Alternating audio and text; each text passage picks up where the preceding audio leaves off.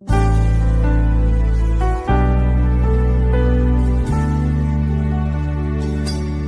Christ alone will I glory, though I could pride myself in battles won. For I've been blessed beyond measure, and by His strength alone I overcome. Oh, I could stop and count successes like diamonds in my hands, but those trophies could not equal to the grace by which I stand. In Christ alone I place my trust and find my glory in the power of the cross. In every victory, let it be said of me, my source of strength, my source of hope is Christ alone.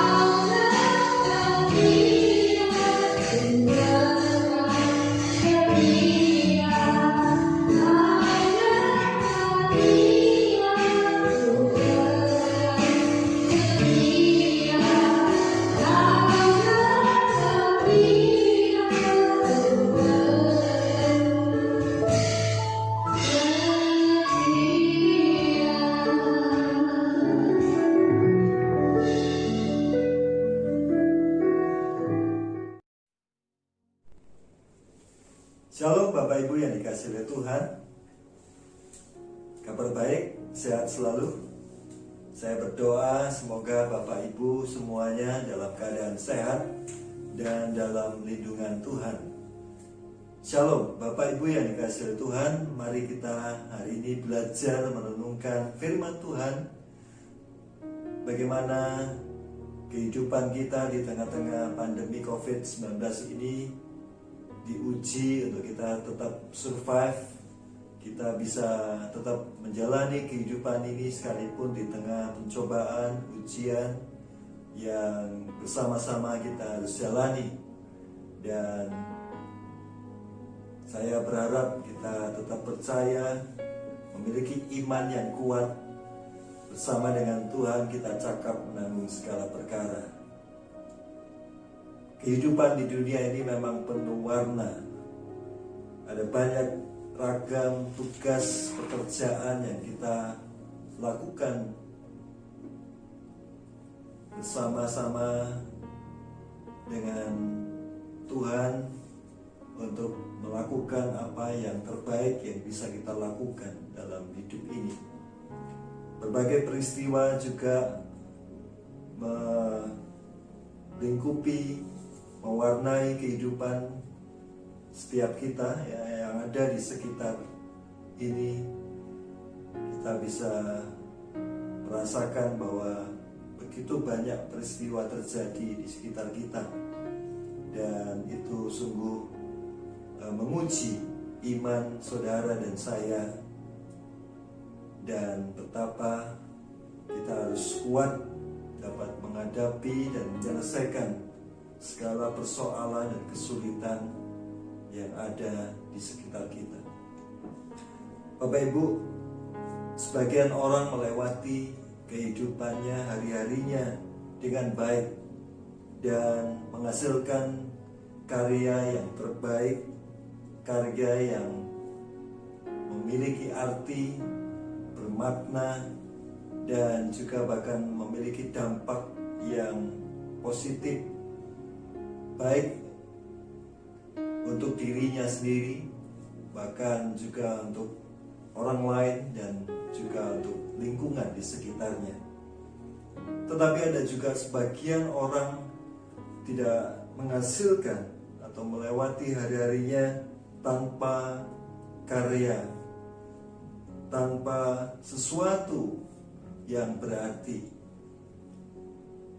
Bahkan mereka menjalani kehidupannya dengan asal saja, dengan biasa. Dia melalui kehidupannya dengan tanpa tujuan, tanpa sasaran, tanpa target dalam hidupnya. Kita harus sadar bahwa hidup ini adalah sementara. Kita harus sadar bahwa hidup ini adalah singkat. Untuk itu kita harus belajar untuk bisa memaknai kehidupan kita hari demi hari, untuk kita pada akhirnya mencapai tujuan sebagaimana Allah tetapkan bagi setiap hidup saudara dan saya. Di dalam Mazmur pasal 90 ayat 10 berkata, masa hidup kami 70 tahun, dan jika kami kuat 80 tahun. Dan kebanggaannya adalah kesukaran dan penderitaan. Sebab berlalunya buru-buru dan kami melayang lenyap. Kita harus menyadari bahwa umur manusia itu terbatas. Alkitab mencatat manusia bisa sampai berumur 70 atau 80 tahun. Dan sebagian besar mereka lalui dengan kesukaran dan penderitaan. Mungkin kita semua tidak ingin di masa tua kita mengalami namanya kesukaran dan penderitaan. Tapi mari kita sadar bahwa hidup kita sebagai manusia ada dalam keterbatasan. Realita menjawab bahwa tidak selamanya orang bisa mencapai umur 70 bahkan 80 tahun. Ada berbagai peristiwa di mana orang-orang muda telah dipanggil oleh Tuhan lebih dahulu dari kita yang mungkin Bapak Ibu yang sudah mencapai umur 70 tahun ke atas. Dan itu menjadi sesuatu peristiwa yang sangat menyedihkan, karena umur masih muda, belum mencapai tujuan hidup, cita-cita hidup, mereka sudah dipanggil oleh Tuhan. Bapak Ibu dikasih oleh Tuhan.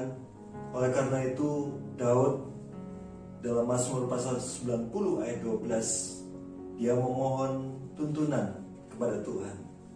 Dia berkata, ajarlah kami menghitung hari-hari kami sedemikian, hingga kami beroleh hati yang bijaksana.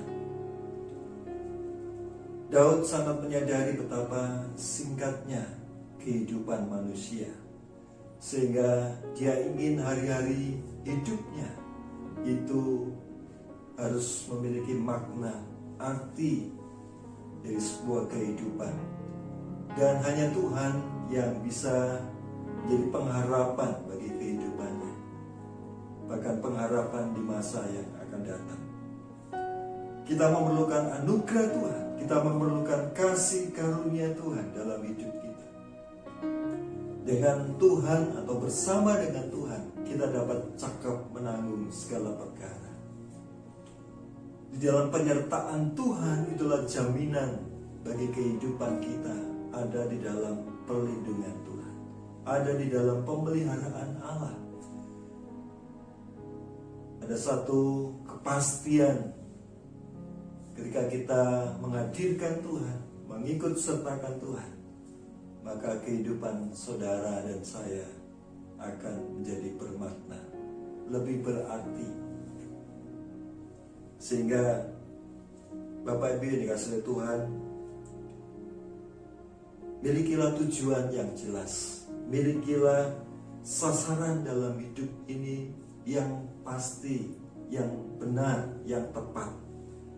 Sehingga ketika kita memiliki tujuan di dalam Tuhan yang memimpin kita, yang menuntun kita, maka tujuan hidup kita akan disertai Tuhan untuk mencapai tujuan yang sesuai, seturut dengan kehendak Allah.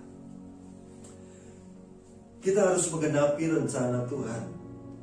Apa yang Tuhan ingin kita lakukan, kita harus menjalaninya, melakukannya di dalam kehidupan kita.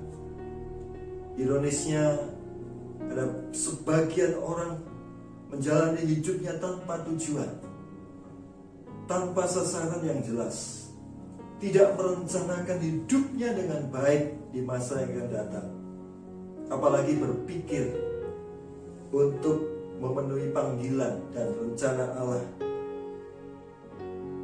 menggenapi atau tergenapi dalam kehidupannya.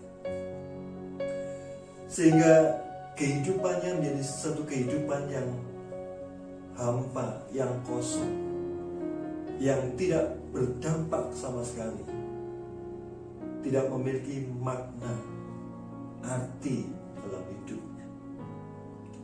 Sebuah teladan dari Rasul Paulus, di mana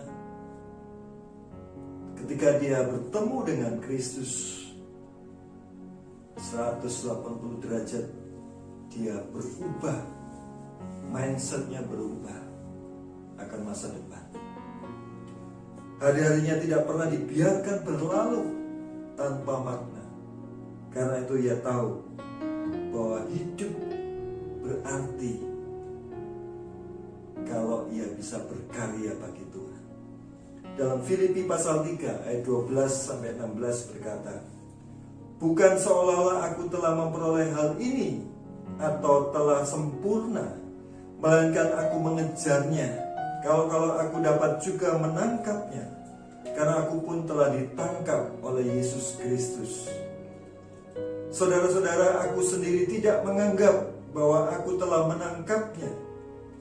Tetapi ini yang kulakukan, aku melupakan apa yang telah di belakangku dan mengarahkan diri kepada apa yang di hadapanku. dan berlari-lari kepada tujuan untuk memperoleh hadiah, yaitu panggilan surgawi dari Allah dalam Kristus Yesus. Karena itu marilah kita yang sempurna berpikir demikian. Dan jikalau lain pikiranmu tentang salah satu hal itu akan dinyatakan Allah juga kepadamu. Tetapi baiklah tingkat pengertian yang telah kita capai, kita lanjutkan menurut jalan yang telah kita tempuh. Tujuan saudara dan saya, seperti teladan daripada Rasul Paulus, adalah memenuhi panggilan surgawi di dalam Yesus Kristus yang telah memanggil saudara dan saya menjadi pengikutnya yang setia.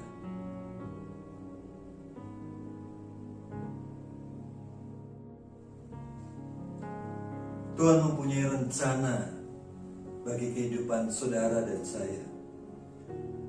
Kita pasti memiliki panggilan secara khusus yang secara spesifik juga berbeda.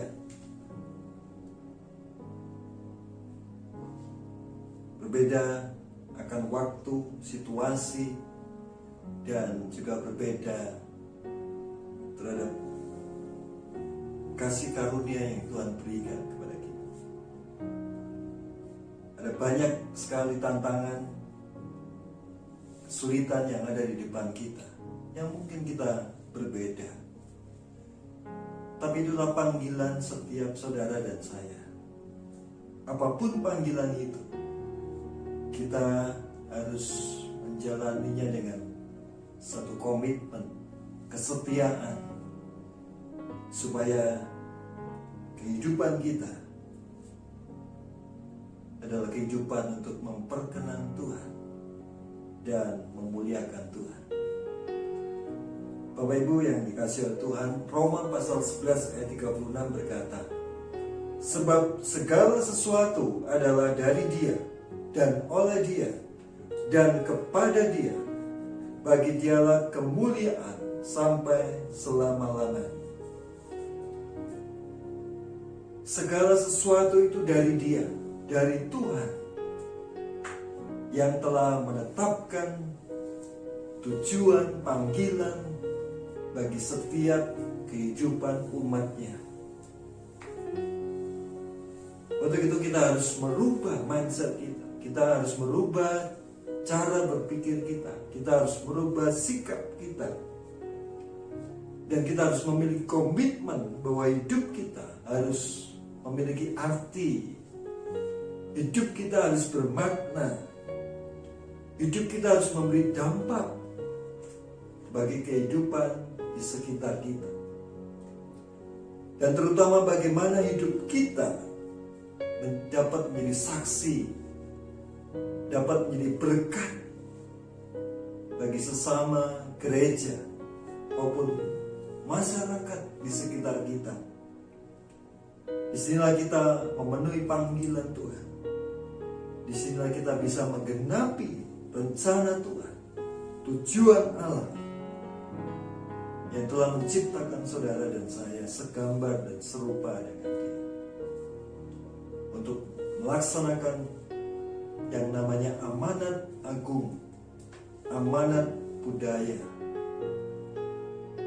Di tengah-tengah dunia ini kita dipanggil untuk menjalani kehidupan kita, menggenapi rencana Allah dalam hidup ini. Apapun yang menjadi profesi saudara dan saya, apapun yang kita bisa lakukan dalam hidup ini, mari kita fokus kepada tujuan dan panggilan dari Tuhan.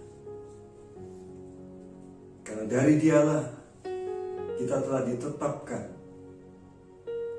untuk menjadi saksinya, melakukan segala perbuatan Allah yang besar. Kita nyatakan dalam kehidupan kita sebagai orang yang percaya kepada Tuhan. Dan bagi Dialah kemuliaan, bahkan untuk selama-lamanya. Sehingga melalui kehidupan kita bisa memuliakan Tuhan. Kita bisa menghadirkan Tuhan, kita bisa menjadi terang Kristus yang bercahaya bagi semua orang. Mari kita mengarahkan diri kita kepada Kristus. Ketika Ia hidup di tengah dunia ini, Dia telah mengajarkan kepada kita.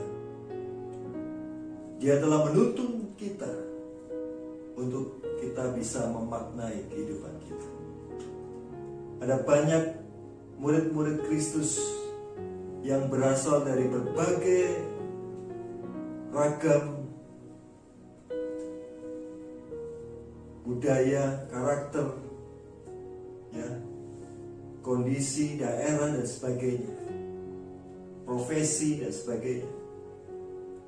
Mereka disatukan di dalam panggilan dan tujuan Allah untuk menyatakan kebenaran dan untuk memberitakan perbuatan Allah yang besar di tengah-tengah dunia ini.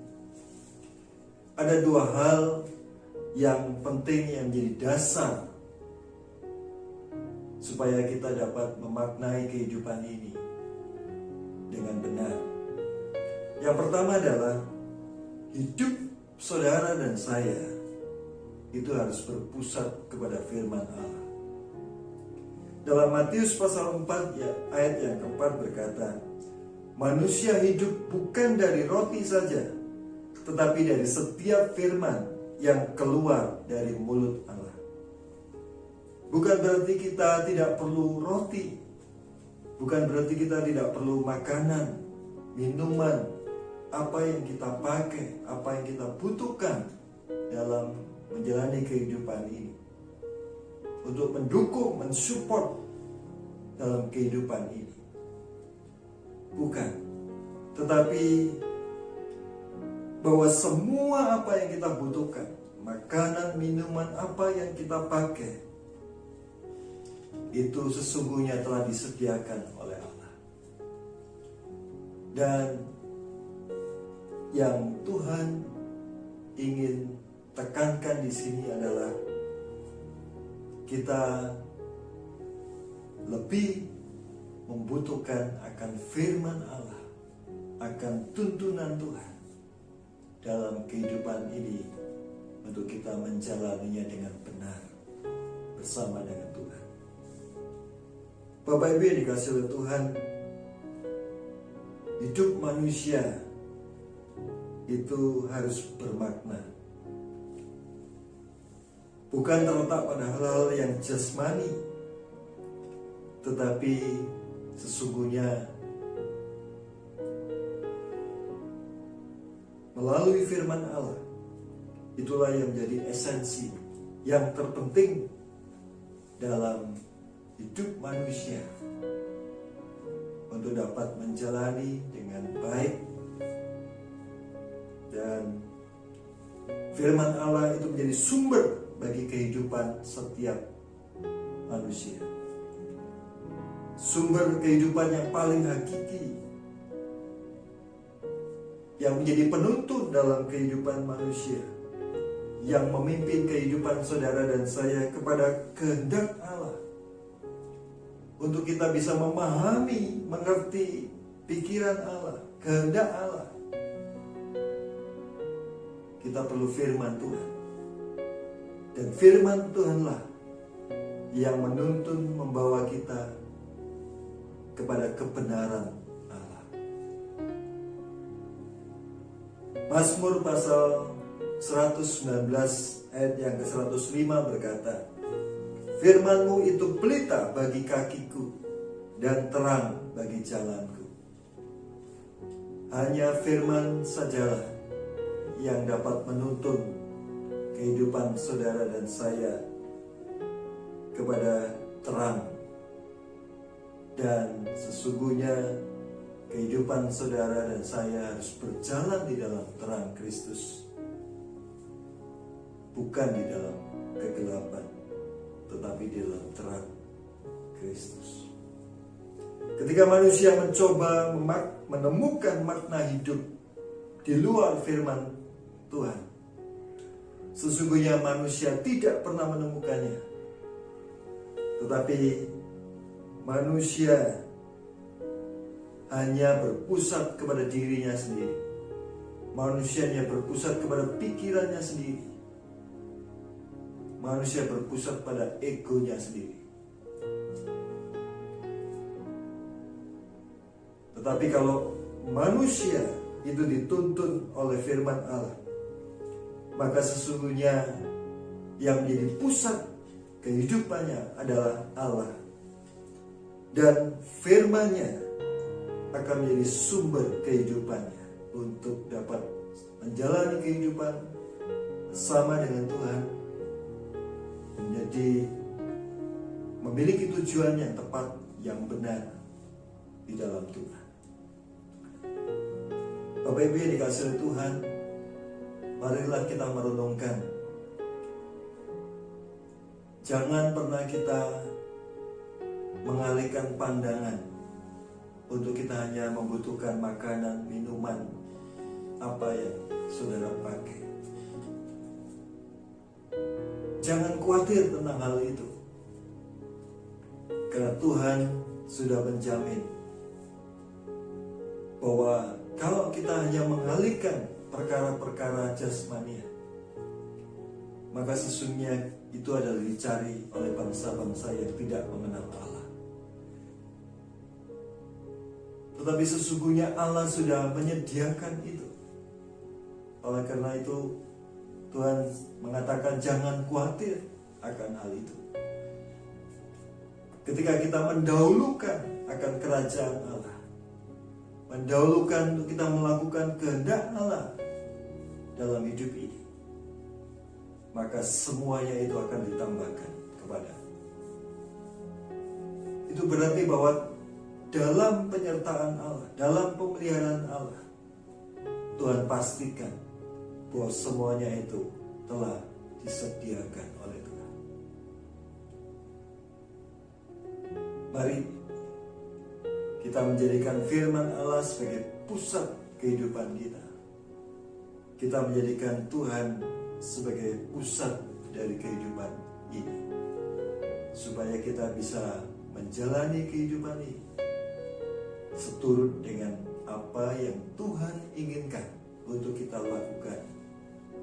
Dan pada akhirnya apa yang kita lakukan itu dapat memuliakan Tuhan. Puji Tuhan. Hal yang kedua yang menjadi dasar untuk kita dapat memaknai kehidupan ini adalah, kita lanjutkan dalam kitab Matius pasal yang 6 ayat 25. Karena itu aku berkata kepadamu, janganlah khawatir akan hidupmu, akan apa yang hendak kamu makan dan atau minum, dan janganlah khawatir pula akan tubuhmu, akan apa yang hendak kamu pakai. Bukankah hidup itu lebih penting daripada makanan, dan tubuh itu lebih penting daripada pakaian? Kata lebih penting daripada makanan, lebih penting daripada pakaian, berbicara tentang bagaimana hidup saudara itu sesungguhnya di hadapan Tuhan jauh lebih penting. Kehidupan saudara dan saya itu jauh lebih penting daripada hal-hal yang menjadi support, yang menjadi pendukung bagi hidup itu sendiri, yaitu makanan, minuman, dan pakaian. Oleh karena itu, bahwa hidup manusia itu berharga di mata Tuhan. Hidup manusia itu sesungguhnya memiliki arti di hadapan Tuhan.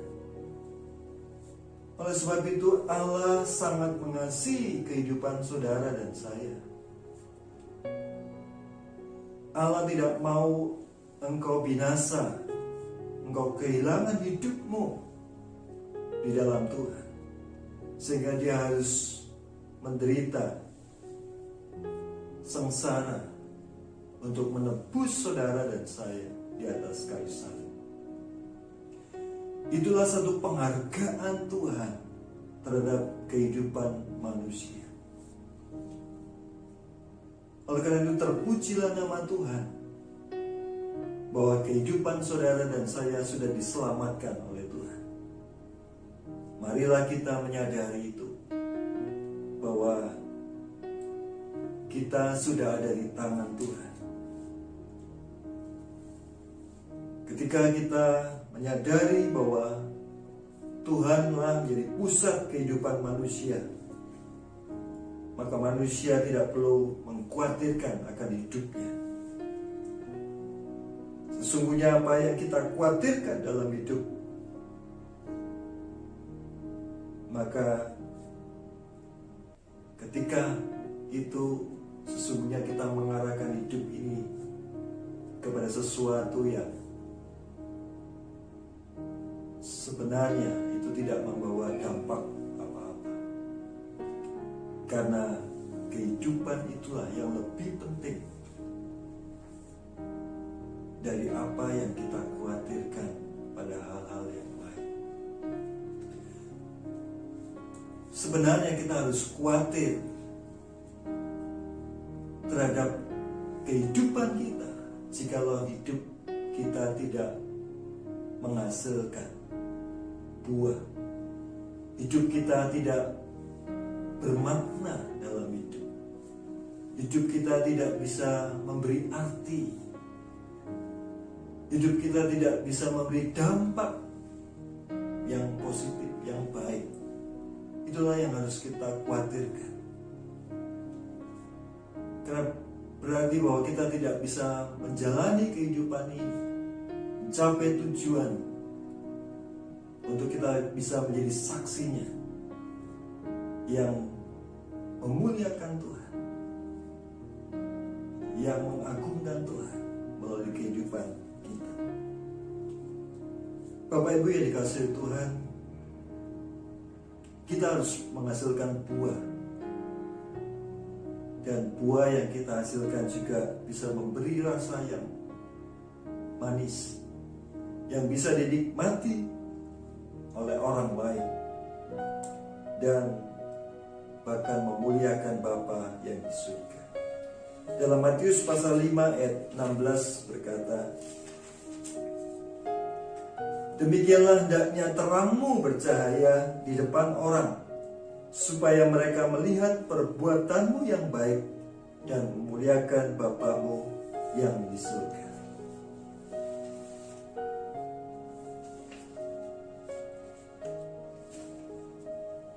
Hidup kita jikalau dikatakan bisa menghasilkan buah yang baik, itu berarti bagaimana hidup kita bisa memberkati orang lain, dan orang lain bisa melihat hal-hal yang baik dalam diri kita, dan bahkan lebih daripada itu, dia melihat pekerjaan Allah dalam kehidupan ini, sehingga orang lain juga bisa melihat terang Tuhan, terang Kristus yang ada di dalam kehidupan ini, dan memuliakan Allah Bapa di surga. Dalam Filipi pasal 1 ayat 22 berkata, tetapi jika aku harus hidup di dunia ini, itu berarti bagiku bekerja memberi buah. Kita harus menjalani kehidupan ini dengan satu hasil yang terbaik yang bisa kita lakukan. Apapun yang kita bisa hasilkan dalam hidup ini, mungkin kita hanya bisa menghasilkan sesuatu yang kecil, tetapi sesungguhnya sesuatu yang kecil itu memiliki arti, memiliki dampak. Kita harus bersyukur dan kita terus tingkatkan dalam hidup kita, sehingga melalui sikap kita yang ingin selalu dalam hidup ini berbuah, selalu dalam hidup ini bisa bermakna, berarti, dan berdampak, maka sesungguhnya kita sudah mengarahkan kehidupan kita kepada tujuan Allah. atas hidup saudara dan saya. Tuhan sudah menganggap kita berharga di matanya. Oleh sebab itu kita harus menjadikan hidup ini berbuah dan memuliakan namanya. Bapak Ibu yang dikasihi oleh Tuhan, sebagai penutup, hidup manusia digambarkan seperti uap yang sebentar saja kelihatan lalu lenyap. Dan kita tahu apa yang akan terjadi. Kita tidak tahu apa yang terjadi besok. Firman Tuhan katakan, apa arti hidup? Kita harus sadar bahwa hidup ini adalah singkat. Kita harus menjadi semakin bijak dan menjadikan hidup ini berarti di dalam Tuhan. Mari kita memiliki tujuan dan sasaran yang tepat, yang benar, untuk mencapai kegenapan akan kehendak Allah terjadi dalam kehidupan saudara dan saya, dan menjadikan firman Allah pusat kehidupan kita, yaitu Allah sendiri. Dan hargailah hidup kita. Ibrani pasal 9 ayat 27 berkata, dan sama seperti manusia ditetapkan untuk mati hanya satu kali saja. Sadarlah, kehidupan kita hanya satu kali. Kita tidak bisa mengulang kehidupan ini dalam dunia ini. Dan kita harus mempertanggungjawabkan kehidupan kita di dalam kerajaan Tuhan. Bapak Ibu yang dikasihi Tuhan, selamat menjalani kehidupan yang penuh makna. Tetap semangat, segala tantangan. Saudara harus yakin dan percaya bahwa Tuhan beserta dengan saudara. Cakaplah menjalani kehidupan ini bersama dengan Tuhan. Dan soli Deo Gloria. Tuhan memberkati Bapak Ibu semua. Amin. Puji Tuhan, kita sudah mendengarkan kebenaran firman Tuhan yang disampaikan oleh hamba-Nya. Biar kebenaran firman Tuhan yang disampaikan boleh menjadi kekuatan bagi kita dalam menjalani kehidupan kita, dalam segala keadaan. Kita dapat percaya bahwa Tuhan kita Tuhan yang Maha Besar. Dia akan selalu menolong kita, menyertai kita sampai kesudahan.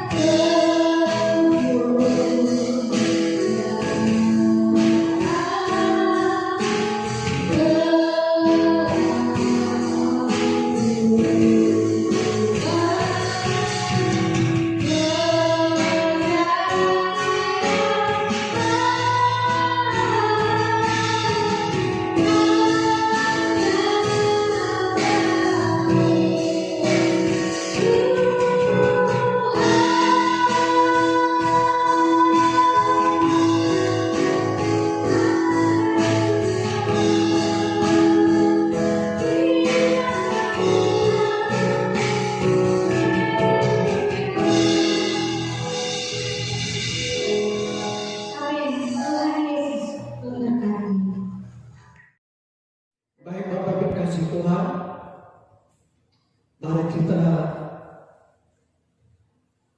makin berdiri dan berdoa untuk menutup ibadah kita pada siang hari ini. Bapa yang di dalam surga, kami sungguh bersyukur, terima kasih buat kemurahan-Mu. Bila pada siang hari Tuhan, kami dapat beribadah pada-Mu, sekalipun melalui ibadah online pada saat ini. Tapi kami yakin dan percaya bahwa Kau hadir di mana anak kami berada pada siang hari ini. Dan kami percaya firman-Mu sudah memberkati mereka semuanya. Bahkan firman-Mu mengingatkan pada kami betapa kasih-Nya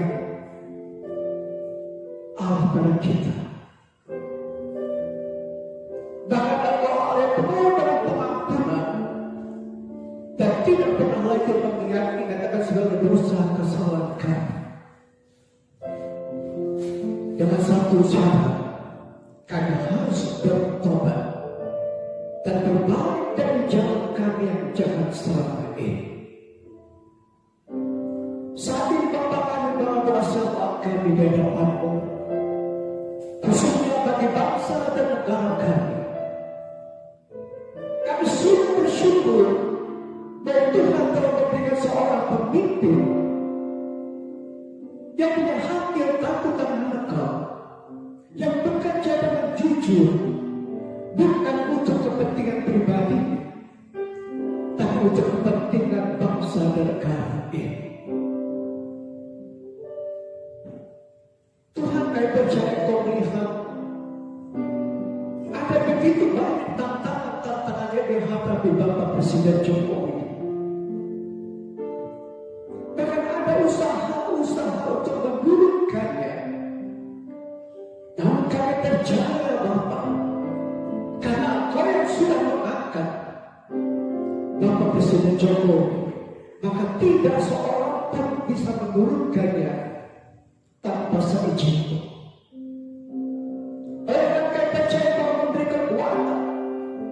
Memberikan kesehatan bagi Bapak Jokowi dan seluruh keluarganya. Dan kami berdoa untuk Bapak Wakil Presiden. Kami berdoa untuk setiap menteri kabinet. Berikan mereka hati yang tulus dalam menjalankan tugas-tugas yang diperintahkan oleh Bapak Presiden, sehingga mereka boleh mengerjakan setiap rencana Bapak Presiden dengan baik, sehingga nama Indonesia ini boleh diberhargai oleh seluruh dunia. Bahkan dunia boleh melihat bahwa kemuliaan Allah ada di tengah-tengah bangsa Indonesia. Bapak, kami juga berdoa untuk para dokter, para perawat, TNI, Polri, dan Satpol PP yang selama ini bekerja keras untuk menanggulangi pandemi ini. Tuhan, kiranya Tuhan juga memberi kekuatan, memberi kesehatan bagi mereka, bahkan memberkati keluarga mereka semuanya. Terima kasih Bapak. Kami pun menyerahkan sudah jemaat UGM Immanuel, di mana mereka berada pada siang hari ini. Kami percaya Tuhan akan menolong mereka. Sekiranya ada yang membuat Tuhan kuatkan, dan yang sakit Tuhan sembuhkan, bahkan Tuhan memberkati mereka semuanya. Kami berdoa Tuhan menekan kami terus. Kami berdoa menekan kamu dan Tuhan. Jamah mereka dan kuasa Roh-Mu. Dan biar orang memberikan nyamannya dalam setiap hati mereka, untuk mereka boleh melayani Tuhan lebih lagi. Terima kasih Bapak. Kami percaya Tuhan kasih setiap sungguh tak berkesudahan di dalam kehidupan jemaat. Dan kiranya Tuhan, Kau senantiasa mempersatukan hati kami, roh kami, untuk bersama-sama melayani-Mu dan memuliakan nama Tuhan. Terima kasih Bapa. Sebenarnya kami akan pulang Tuhan untuk itu semuanya kami mohon berkat. Kiranya kasih dan anugerah Allah yang besar dalam Tuhan Yesus Kristus, sukacita yang melimpah pada berkat yang sempurna, terlebih damai sejahtera Allah, turun dan menyertai kehidupan kami semuanya sepanjang hari ini sampai Maranatha Tuhan datang kembali. Haleluya. Amin.